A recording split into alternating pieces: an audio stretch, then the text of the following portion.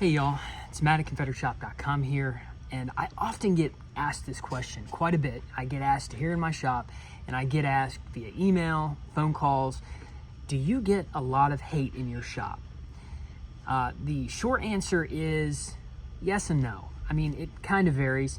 If it's an election year, absolutely. And I don't know really why that is. I suspect and theorize it's probably because people are more politically charged, and especially when everything was going on within the news media that was against the Confederate flag and against our monuments and whatnot, I definitely got much more hate in my shop.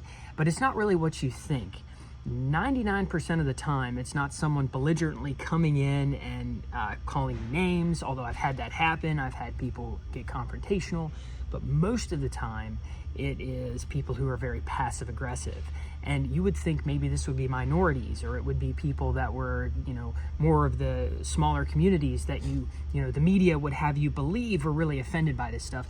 But in fact, it's actually many times, like 99% of the time, is these older white women who are very, very progressive, and they're very passive aggressive in the way that they are in my shop. They, like the previous story that I shared, they will make a kind of like a jump scare and get all dramatic, or they'll make a passive aggressive comment like, well, don't you think that maybe the American flag should be the only flag flying, and things like that. And believe me, I've got a lot of stories about the passive aggressive older white women that come in and are very offended.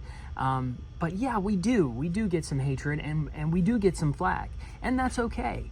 People don't have to come through the doors if they don't like our history, and they don't like our flags, and they don't like our books. They don't have to come into our space.